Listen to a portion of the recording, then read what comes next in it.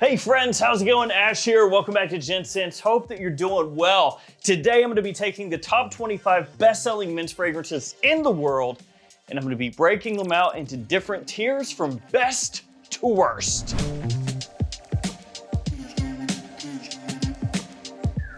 And I gotta be honest, I've been putting this off a little bit because, for the most part, fragrances are bestsellers for a reason. They're easy to wear, they appeal to people, they're good bang for your buck. And so, I feel like I'm gonna put most of these over into the really good tiers. And there's not gonna be much anything on the bad side. So I'm gonna try to be harsh with it, okay? I'm gonna try. See how it goes. I'll have linked in the description below all the fragrances from today's video into the appropriate tier that I placed them into, so feel free to check it out down there. And we're gonna go in order. So the first fragrance that I show you is number 25, the number 25 bestseller, and we're gonna work all the way up to the number 1. So let's start. Number 25, Y Le Parfum from Yves Saint Laurent. This one smells quite similar to Y Eau de Parfum, but a little bit more mature, really nice fragrance, great for the evening time. Good date night scent. And I gotta be honest with you guys, I'm a big fan of Y. I like the way Y smells pretty much across the entire line. Y Le Parfum is one of the better ones. So we're gonna put that into S tier. Yeah, I'm basically just gonna be like, this is S, okay? A, B, C, D. Number 24 bestseller, oh, it's this one, The Most Wanted from Azzaro. And I gotta be honest, this is another one that I like a lot. Fantastic once again for the evening, for fall, for wintertime, big compliment puller. Nice, sweet, warm fragrance with a little gourmand touch to it. Just a little sprinkle, little dab of that gourmand. Just give me a little bit. I just need a little, man, just a little bit. And also, kind of stronger with you-esque. And like I said, it's another one I like a whole lot, so I'm just gonna starting off strong here. I'm gonna be harsh. I'm gonna be hardcore. S for you, S for you, S for everyone. Number 23 bestseller, 1 Million Elixir from Paco Rabanne. Now, to be fair, my rankings could change a little bit depending on the day you catch me, but I'm feeling confident about these whole two so far. 1 Million Elixir is a fragrance that is very much in the modern style right now, very vanilla forward, a sweet fragrance, good performance. I like that one a lot. I don't like it as much as these two though. And with this one, I'm kind of going back and forth between an A or a B. I think maybe we're gonna pop that in the A. Yeah, pop that in A for right now. Maybe this is A. S, A, B, C, D. Yeah, that's A. Number 22, Phantom. Paco Rabanne to Paco Rabanne. Yeah, now this one also is vanilla forward, but in a different style as compared to 1 Million Elixir. You also have lavender in here. This one, when it came out, it was kind of a mess. I was trying to think of a positive way to put that. The fragrance had 4 perfumers. It was this whole thing where they were like, oh, we also used AI to go ahead and make this fragrance. That was part of like the initial marketing. Basically, if you boil it down to very simple terms, they were like, oh, we studied the brain in particular aroma chemicals and notes and accords, and we found the ones that like set off your brain and made it where you just really loved it, and we put those in there. So they were basically trying to say like, yo dog, we used AI to make it where like all the dopamine in your brain just comes out when you smell this. And also we got 4 perfumers. And also it's a robot. And also if you put your phone on top of it, it takes you to the Phantom website. So it was a whole thing. I'm not a massive fan of Phantom. The ones that came after this, the flankers, I think are actually better than this one. And since I'm being harsh, D for you. Sorry, robot buddy. I still love you. I love you. Like I said though, the flankers are better. 21, Legend. Yes, Mont Blanc Legend. This one is a bit of a surprise bestseller because I would wager most people would not peg this as one of the more popular fragrances for men, period. And yet it is this little Abercrombie & Fitch fierce smelling boy. And this is one that is a little difficult for me to place because, okay, here's the mindset. It's very affordable. That's a positive, that's nice. Versatile, people pleaser, all those things, true. Super exciting, I don't know. You know, it has that similarity to Fierce. It's been around for a while, so you know, those kind of aspects make you think, what? So I think I'm gonna settle on putting this one into B because it's good, it's wearable, it's versatile, but it may not be something that necessarily blows your socks off. But can you use the heck out of it? Absolutely. 5 down, we're in the top 20, and number 20 is Mano Fresh. Mano Fresh, dude. You know, Mano Fresh, same kind of thing with Mont Blanc Legend, I feel like, as far as just being that type of fragrance that is a sleeper, where you don't realize it's as popular as it is. A lot of the same things too. Pretty affordable from discounters, versatile, easy to use, yes, yes, yes. And where Mont Blanc Legend, kind of similar to Fierce, that's kind of similar to Light Blue for ladies, only with the more masculine touch to it. Still, really nice scent, and I think I'm gonna throw that into B as well. Polo Red up next, Ralph Lauren Polo Red. Look at that bottle. Big and stupid looking. So this is the OG Polo Red Eau de Toilette. There are some flankers that have come out in the red line that I do think are better than the OG. Like Polo Red Intense and Extreme, both of which are discontinued, I actually like more than the original. But yeah, they got the axe. This is one that still works, still smells good, it's pleasant, but you know, I think that I'm gonna have to put this one into C tier. And I realize now that I can definitely give these each a little more room to breathe, can't I? So yeah, we're gonna put that in C because I think that it's, you know, not the worst, but it's also not something I'd really go out of my way to rock nowadays. Then we have Luna Rossa Ocean. That is the Eau de Toilette. So we've got Prada's blue fragrance, and that's what it is. It's a blue fragrance done in Prada style. You know, it's a little bit classier than some of the other blue fragrances out there. You know, it's got that little bit of cleanliness, that slight soapy vibe that you expect from a Prada. This is one that I'm kind of going back and forth, like between B and A. So that's where I'm at with this one. It's not S tier level. It's definitely not C or D tier level. It's kind of like right here, like right in between. You know, it's a little newer than Eau Fraiche or Legend, so that makes it a little more interesting to wear possibly for a lot of people. F, where do I put this? B tier for now. Uh-oh. Acqua di Gio Profondo is up next, S tier. There we go. That's easy, that was simple. Acqua di Gio Profondo is my favorite Acqua di Gio, and I'm an Acqua di Gio fanboy. I wore the original a lot years ago. I went through many bottles of that stuff, one of my most complimented fragrances ever. And Profondo is the one that does it for me best. I think it's modernized, it's more masculine than the OG, that minerality that it has, that green touch that it has, really well done. And the new version, the 2024 Eau de Parfum, it's got a nice little sweetness to it also. Number 16, where are you at there? Polo Blue, Ralph Lauren strikes again. That's the Eau de Toilette, the OG. And if you guys have watched the channel for a while, you probably know I'm not really a big fan. The OG Polo Blue at this point, I feel like there's just so many other better options out there. And the atomizer is garbage. Oh, terrible. I mean, it definitely smells of its era. So when you smell it, it does take you right back to when it came out, that's for sure. I just feel like if you're gonna wear a Polo Blue nowadays, there are so many Polo Blue flankers that one of those should work better than this one. And actually, like the new Polo 67, I like that a lot. But the original Polo Blue, not a fan. I won't be that disrespectful. I'm sorry, bud. Didn't mean to knock you over. Number 15, Coach for Men. So it's another cheapie from discounters, even at full retail, doesn't cost that much. Really versatile, easy wearing, fresh blue fragrance, little fruity sweetness off the top. It's actually really nice. And this is another one, kind of like Luna Rossa Ocean, where I'm like, you know, where do we put it? Kind of between B and A. Once again, it's, you know, over here, I feel like because of the affordability of this one, I'm gonna throw it into A. Now, if it cost twice as much as it did, it would be an easy B, but because it's pretty cheap, I think A is warranted. Because I feel like for the blue fragrances out there, this is one of those bang for your buck stars. Because again, it's cheap and you can wear it everywhere. And in my mind, I've actually got these two kind of like this.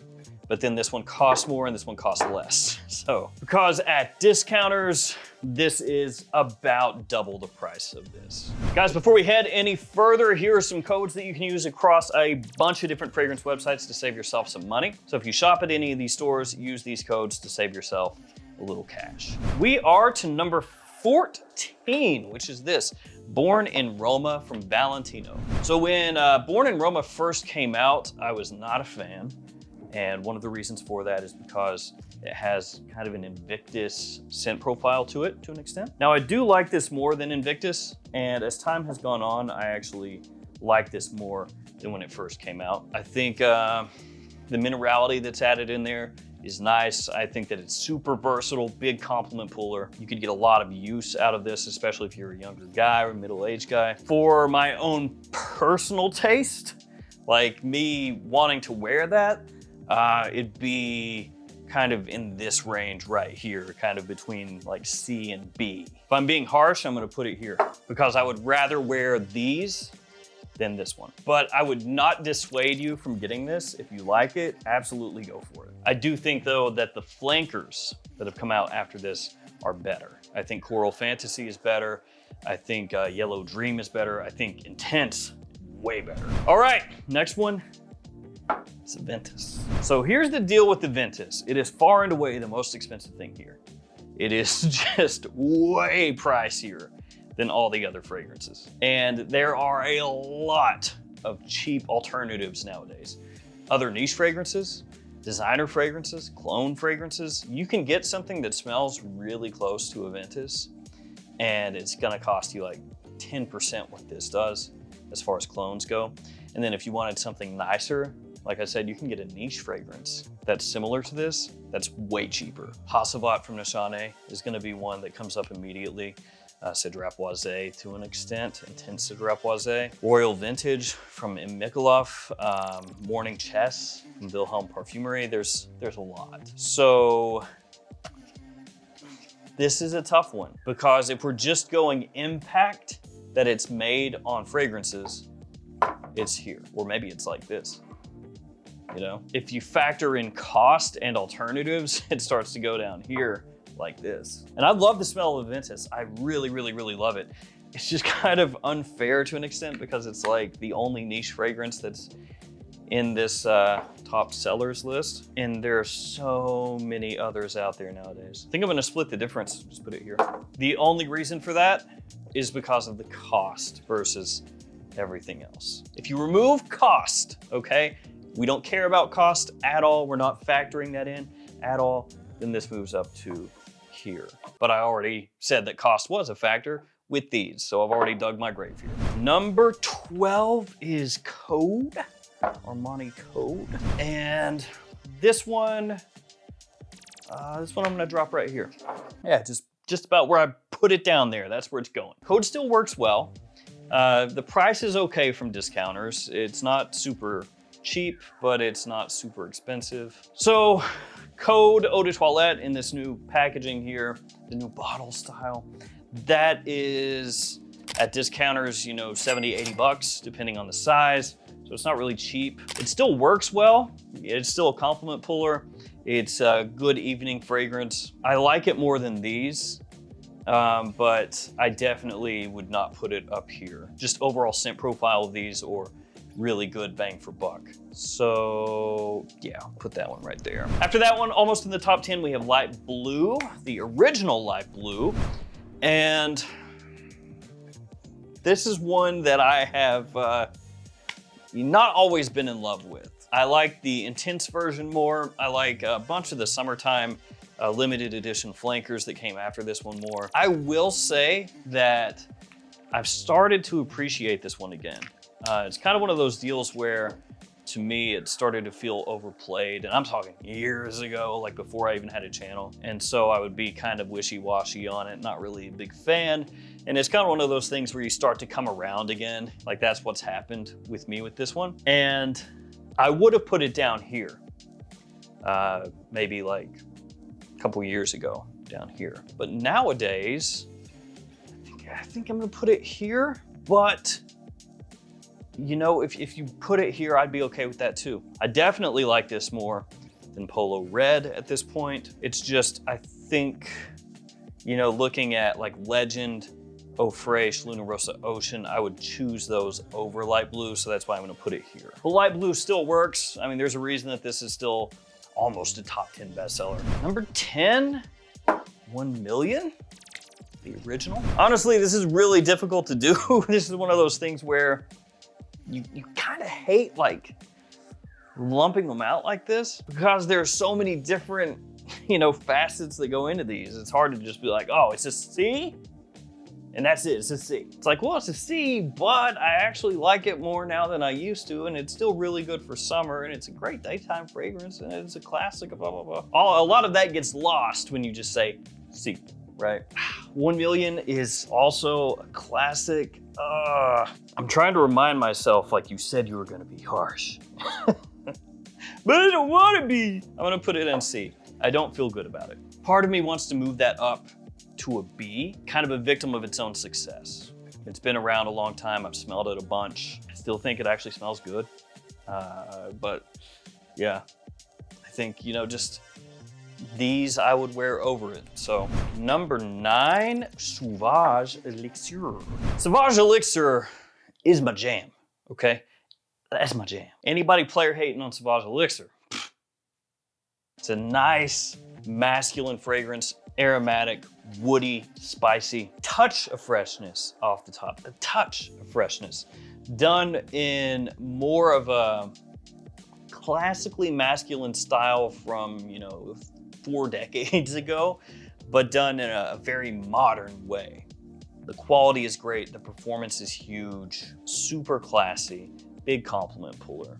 Don't go really heavy with the spray, you know, don't go insane with the atomizer, but outside of that, that bangs, that slaps.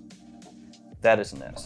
Number 8, we have the hero of Burberry, and that's the Eau de Toilette. My favorite is the Eau de Parfum. And this one is a woody, fresh, modern kind of fragrance. You can wear it about anywhere. Really versatile, really pleasant. I think that the main thing with Hero, at least if we're talking the Eau de Toilette, is maybe you smell that and it's not really anything that's super memorable. Which again, for me, I think the Eau de Parfum is an improvement. That's a step up. The EDP is one that I would put probably over here. Yeah, I'd probably put it right here actually. The Eau de Toilette goes here. But again, this is not a bad smelling fragrance. It is super good for a day-to-day kind of jack of all trades type of scent. But I'm trying to be harsh, I'm trying. Ooh, number 7, Myself. Now this is something that has really exploded in popularity. That thing is ultra versatile. Ultra. That is my number 1 summer scent for this year. That is one that I have had great success wearing. Just clean, simple, but super appealing.